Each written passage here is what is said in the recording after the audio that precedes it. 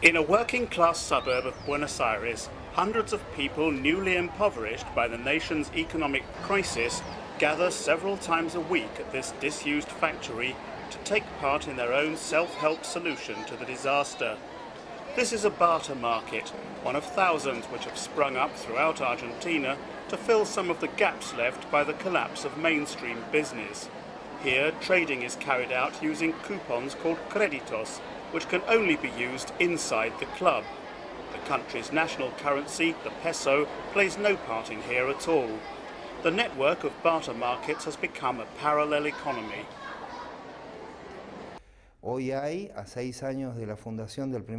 Barter Club coordinator Ruben Ravera says, today, 6 years after the first club was founded, there are 1,400 of these markets linked through a powerful network with more than 150,000 members, which gives us a total number of people who you could say are affected by this type of exchange outside the formal economy of something over 500,000. It's not only homemade clothing and other such goods that are traded in the barter clubs. People exchange food they've produced themselves and even services such as hairdressing, doctors, dentists and psychiatrists. Barter clubs don't pay any tax, but they're tolerated and even encouraged by the government because they act as a safety valve for the volcano of social discontent that's boiling up because of mass unemployment. These women said the barter club is the only way they can feed and clothe their children. We haven't got money to work in a traditional market, so we come here out of necessity.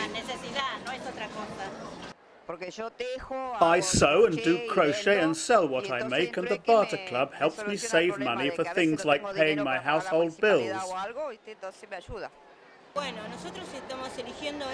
This has become a way of life for us. The economic crisis is affecting all of us, and this is a way of earning our daily bread with dignity. Everybody in Argentina is bartering now because there simply isn't any work, and the advantage is that you can buy everything. With the country's official currency, the peso, collapsing, the use of barter has now spread into the mainstream economy.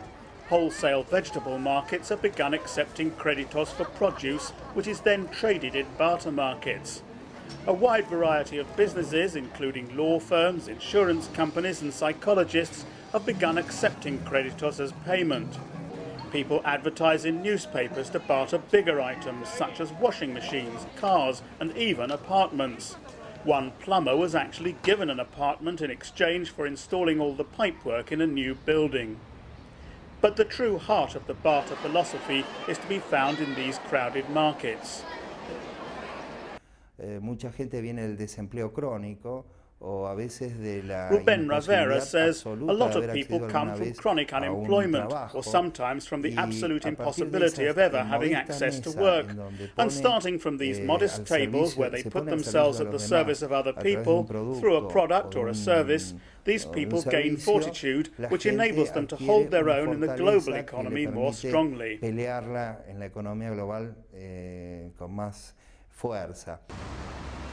But with their savings frozen in the banks by government decree because of the crisis, and strict limits imposed on how much of their salaries and pensions they can withdraw, the global economy might be on another planet so far as most ordinary Argentines are concerned.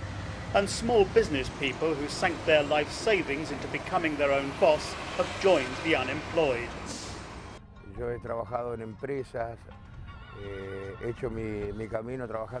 Unemployed car mechanic Angel Carrizo says, I worked for companies and saved up for years until I had enough tools to open my own little workshop. But in the end, because we live in a district where people are short of money, I had to close my workshop because entire weeks were going by without anybody bringing a single car in to repair. Not because I'm a bad mechanic, but because people in the neighborhood were selling their cars because of unemployment. Everybody walks everywhere in our area now, so I can't repair cars anymore.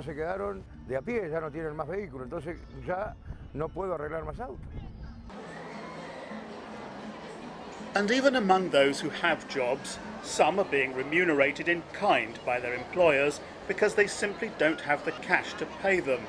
as evidenced by entire boxes full of consumer items being brought to the barter markets by employees to trade for things they really need.